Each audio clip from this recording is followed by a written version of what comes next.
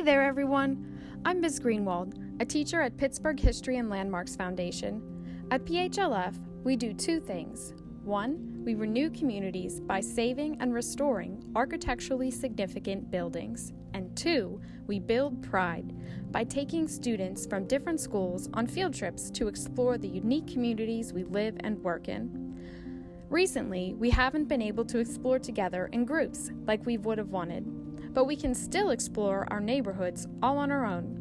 Since I live in the community of Squirrel Hill, we are going to explore this neighborhood virtually. Before we go out, I should do some research on my community though, because I'm curious.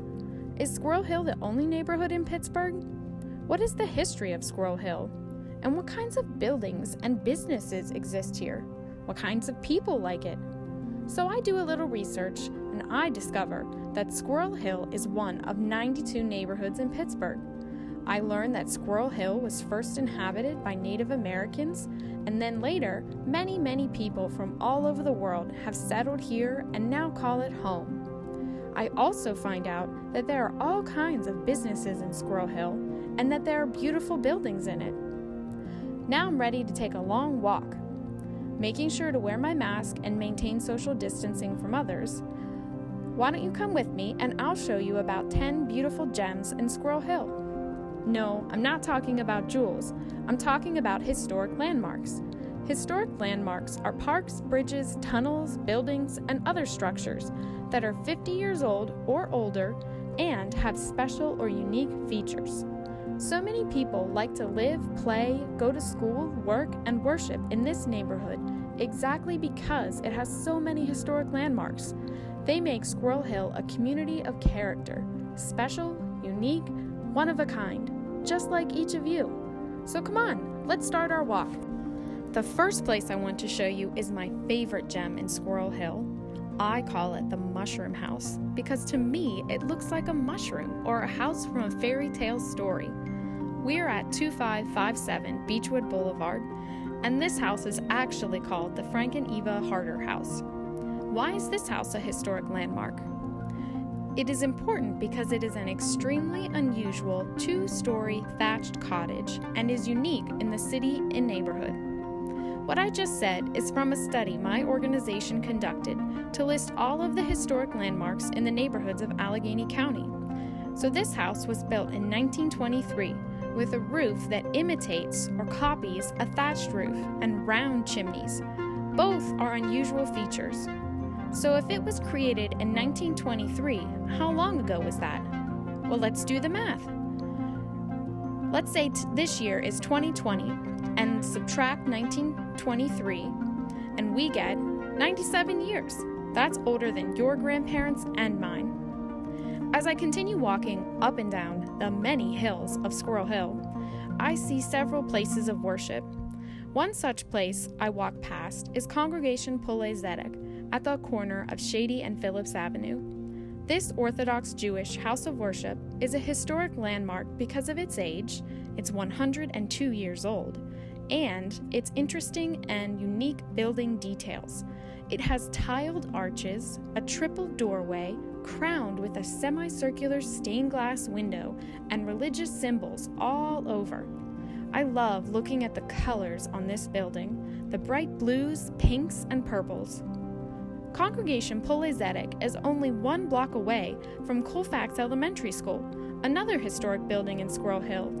To me, Colfax looks like a castle. Maybe you know somebody who attends here. The next place I come across on my walk is close to Homewood Cemetery. Well, Homewood Cemetery itself borders Squirrel Hill and is a historic landmark. But why would a graveyard be a historic landmark? Well, because long ago, people cared enough to plan a beautiful place for their loved ones to rest. Not every graveyard was created this way. Across the street from Homewood Cemetery, near Islesboro Avenue, are the Kingsman Road Gate Piers, built in the early 20th century. That's about 100 years ago. Why do you think they are there? They also seem so small and ordinary when you look at them, but like all historic landmarks, the closer you look, the more you pay attention, and the more you notice, the more you care. When someone runs by, I notice just how big these pillars are. And also, if I look close, I notice there's something different about the two. Right, one of them is in need of some repair. Nearby these pillars is a house that's also a historic landmark, 6661 Islesboro Avenue, built in 1886. That's 130 years old, older than any person has ever lived. Buildings can last for many generations if we care for them and find new ways to use them. But how do I know this building is old? Well, looking at it, you can see that the stone is black, and I know that that's from pollution that existed when the house was first created. Also, like Homewood Cemetery, this house has a plaque on it from my organization. PHLF plaques are like clues.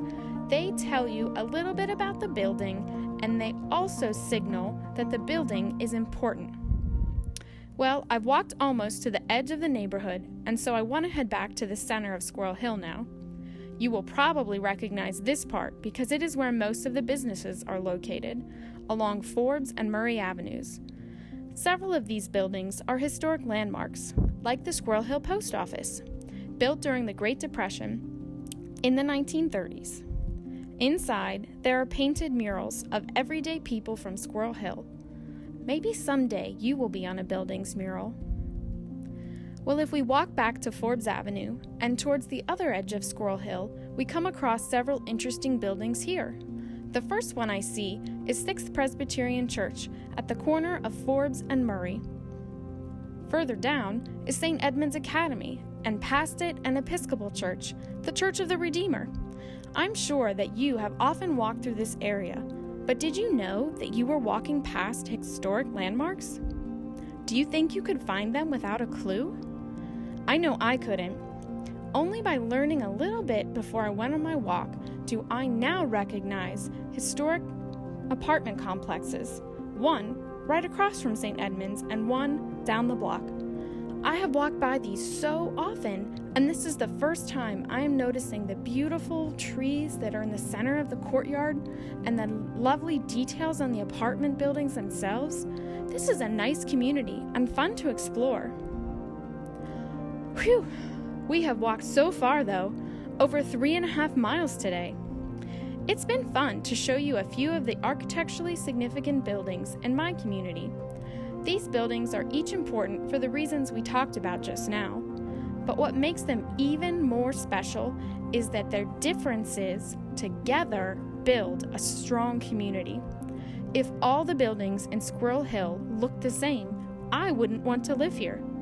Another way to think about it is this. Buildings are like people. We each live in different places. We look different. We like different things, but together we are strong. Well, it's almost evening, and I still have to walk home. I hope you learned a little bit more about the historic landmarks in Squirrel Hill and why they make this community one of a kind, just like each of you.